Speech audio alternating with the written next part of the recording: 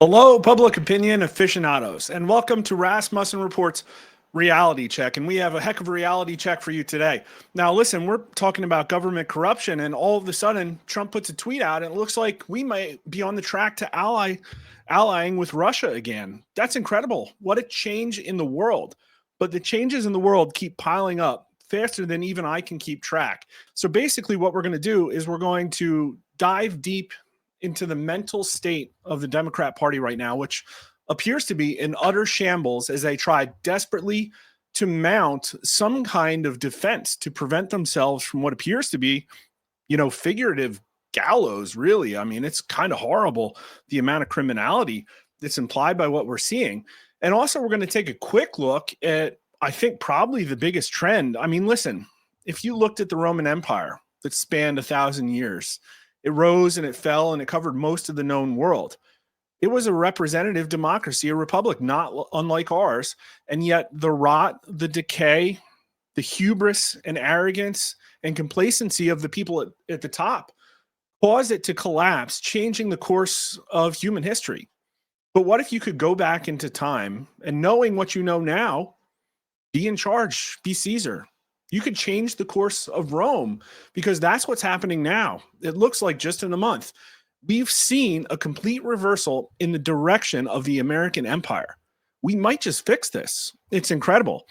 And so we're going to take a look at a concept that I think everybody should be schooling themselves up on, and that's the fourth turning. And I think it fits very, very closely with public opinion. But when I talk about fourth turning, this is the concept we're looking at here. Hard times create strong men. Strong men create good times. Good times create weak men. And you are here. Weak men create hard times. And this is kind of a joke, but this is actually a very well-respected theory about Western society and how it plays out in 80 to 100-year cycles. And apparently this is a new thing, born of the way that we deal with linear history and not the cyclical history of the past, where people just, were born, learned how to farm, farmed, and then died, recreated, and then died. And, put their trust in gods that stuck with them in and out through time. Now what we have is a crisis that happens basically once the people that fought the last crisis died. And if you overlay it over our Western history, it turns out that there was a major crisis pretty much every 80 to 100 years. The last time we had one was World War II. The time before that was the Civil War.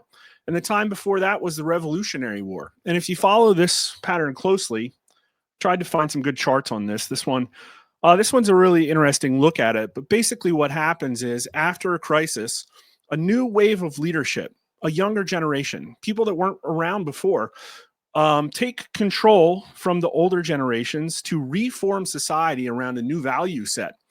The supply and demand of order are high. Just like World War II, the GI generation went over there, kicked Hitler's butt. They created a golden age in America, a period of rapid economic growth and of a very cohesive society where everybody had a shared set of values and the strength of institutions grew. And then what happens over time is that the demand for order drops, and we have these institutions, but maybe they aren't so important anymore. Maybe there's some great things we can explore. Individuality increases. People branch out. Sort of the 60s happen. Like rock and roll and all that stuff. People rolling up their sleeves and putting smokes in them and like that kind of thing. And then you get, now the supply of order goes down too, and things start to fragment, and you get, your 70s, your 80s, times of economic hardship, times of moral decay. And, there's always some waves in there. There's always some mini waves, things ebb and flow. But what the theories say is that we entered the fourth turning, and usually there's a mini crisis that kicks that off. And it kind of shows you what might happen from a public opinion perspective when the major crisis happens, because our mini crisis was ostensibly 9/11, 2001, all the way up to the great financial crisis. And what happened there is that people's minds changed really fast. George W. Bush had a hotly contested election with Al Gore, And his approval rating wasn't that high. He wasn't polling that great. He wasn't a well-loved president. And then 9/11 happened, and all of a sudden he's got a 90% approval rating, and there's ubiquitous demand in America to send our troops off to a war where we weren't even fighting the right people.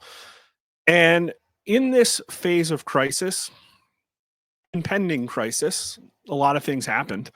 There were a lot of decisions made and a lot of changes. But I think what is true, and I have some charts today to show it, I think that what is true is that the crises were not solved. Where we are now is an absolute low in the supply of order. Look at our government. Look at what it's been doing. That's not order, it's chaos. It's theft. It's literally the barbarians of Western Europe flooding the Roman Empire, pillaging cities, sacking. That's what our own leaders appear to have been doing to us. And the demand for order is high. And so we've been talking about this a lot. We've talked about this topic with Steve Bannon. I talked about it today with Alex Jones. And the realization I'm coming to personally, looking around, is that I always thought, well, the end of the fourth turning is probably going to be a massive war with China or Russia. And I don't know if that's a foregone conclusion anymore, because I think public opinion is already changing very fast. A new wave of leaders are coming to the forefront. We might be seeing the end of the fourth turning, the Great Crisis. And what is that great crisis? A collapse in trust in the strongest, most powerful, supposedly a shining city on the hill, government in the entire world, a government that failed almost every other country. We're going to see some crazy stuff as all that USAID and the proxy CIA funding and all of the ops that we've been doing get extricated from all of these places overseas. There's going to be a lot of outrage. Our international partners are not going to be happy. And I mean, this is going to be a major crisis. Maybe the end of the fourth turning is World War III with the deep state. And I think it's fair to say. But we're going to look at the psyche of the Democrats. And this is a quick article that I ginned up because other people are talking about this. Like I say, I always like to go to the propaganda first. Here's how dejected the Democrats really are, out of the Washington Post, where democracy dies in darkness. The party doesn't seem to have much fight in it at a particularly inauspicious time, as poll after poll is showing. It's no secret that Democrats are adrift, dare we say, in disarray. It's true. As a party right now, as President Donald Trump and his administration have launched a veritable bombardment of efforts to reshape the government and empower Trump in a potentially long-lasting ways, the blue side has rather meekly responded with what more or less amounts to some news conferences and strongly worded tweets. And what's interesting is those news conferences and strongly worded tweets are only coming out of a very few individuals. I think individuals that almost have an obligation to speak, like Chuck Schumer. And I made a joke. I compared the state of the Democrats to the Kubler-Ross grief cycle, because I do think this actually overlays well with public opinion. It kind of does maybe explain what they're going through. They've been addicted. They've been addicted to lying. This type of psychological construct is used for many things: periods of rapid change, addiction, shock. But it basically follows the same pattern. There's denial. There's a period of anger and blame, defensiveness, lashing out. And then eventually you get to fear and bargaining and exploration. And we're not there yet with the Democrats. We definitely saw denial. We definitely saw shock and denial, where they, after the election, stopped tuning into MSNBC, ran off to their echo chambers. And what we're really seeing now is kind of this anger and blame and defensiveness phase. It's like they're trying to join ranks, create a new dominant narrative. They're trying to feed the hopper of psychological operations with things like rising grocery prices and constitutional crises. And they're not working, but they seem to be like stuck because they need to get to bargaining and exploration. Gee, guys, we messed up. Maybe we shouldn't have done all that. Maybe we shouldn't have paid the mainstream media to lie to you, or maybe whatever. You're not seeing it out of anybody. And I think that creates a really big power vacuum for somebody in the Democrat Party to step in and just change, like grab control of that thing, fix it, create something more productive than the predominant frontrunner from 2028 that appears to be AOC and the eat the rich populism. It's just going to lose. Like it's not healthy for them, and they're going to keep backsliding. But just going to look at some quick numbers, and then we're going to talk to our guest, because this is some good polling. I like to back up my assertions with numbers, and I think this captures the state of the Democratic Party. And now listen, they're not, we say like disarray and complete and utter defeat, and like we're not talking a 30-point, but we're talking like right now the Democrat Party has a 46% favorable rate. That's compared to 53% for Trump, but only 23% very favorable. Trump's at like 38% today. Really incredible. And even the Democrats are high, but it's like only 41% of Democrats have a very favorable impression of the Democrat Party. Like they're accepting that they're losers. Like that's not good. They're certainly not happy. But this one's interesting. Well, I'll just throw this one out quick. Since last year's election, have Democrats gotten better or worse, or are the Democrats about the same now as they were before? Only 15% say better, 42% say worse, but for Democrats, it's 26% and 22%. That's not a vote of confidence. But this where Chuck Schumer is putting out articles about four-pronged defensive maneuvers that involve people within the government resisting through a whistleblower platform that he got absolutely savage for on the internet. Things like ubiquitous Democrat appointed judicial resistance of the Trump administration and its platform.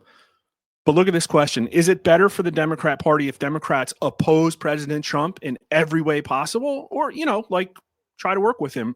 Remember, it wasn't that long ago where the Democrats all the time would cry for Republicans to reach across the aisle for bipartisan kumbayas.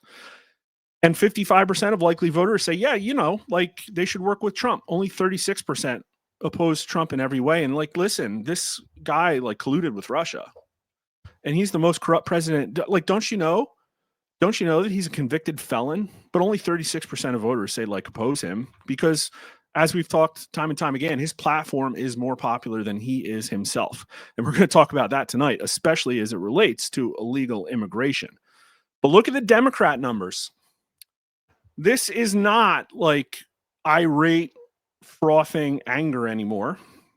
You might see that on MSNBC. You might see that in certain subreddits.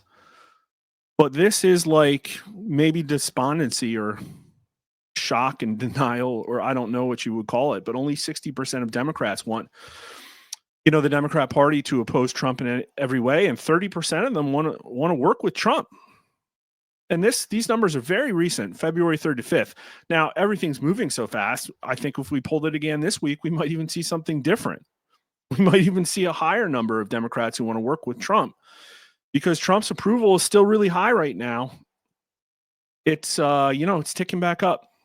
The last 4 nights, I think, have been between 55 and 54. I think we had a new 49 actually come on, but a 47 rolled off. Trump might get up to 54 if we get a good overnight tonight. And that's crazy because usually what happens is they start high and then just peter out into the low 50s and stay there. But this is, maybe it's noise, maybe it's a signal, but what I can tell you is that people are looking at what's going on right now and they are not puking. They are not upset. And everybody, not everybody's like got Twitter shunted into their brain. Obviously, there's just a lot of normies that want to post Super Bowl high. And I do think a lot of work needs to be done to socialize these results, to get people. There needs to be a lot of work done over a period of months to prepare people to accept the magnitude of the crime that's been perpetrated, allegedly, on them in a very, very systematic way. But the numbers are great. Trump's +8, and we talked about it Monday.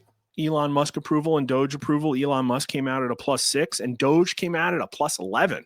So the Department of Government Efficiency, that's right, big balls, is more popular than Trump by a significant margin and way more popular than literally everything else in America, except for like mass deportation and putting the military on the border and massively cutting government spending and shutting down the government to achieve government spending and literally everything else in Trump's agenda, banning the trans stuff, like literally everything. And then everything that's old, everything that's fake gets below a 50. Every politician, Disney, like every corporate, like literally everything. Sad what has become of the world. It's sad what psychological operations sustain for decades, pitting red versus blue, and then with peak psychological operations, creating a cult of people that eschew reality so that the kleptocrats can maintain control. Sick. And really, these numbers haven't changed, but I would point out the age numbers are flat. The gender numbers are not that different, 9 points apart. Black and white Trump approval are only 15 points apart. This is new. The biggest signals in party, of course, but everything else is almost flat. When there's very little difference between white and black voters for presidential approval, I can tell you that things are changing very rapidly, and they're trying everything. This is just one example of the sick stuff the mainstream media is still trying to do here. Let me blow this up. This is Google search prices over time for egg prices.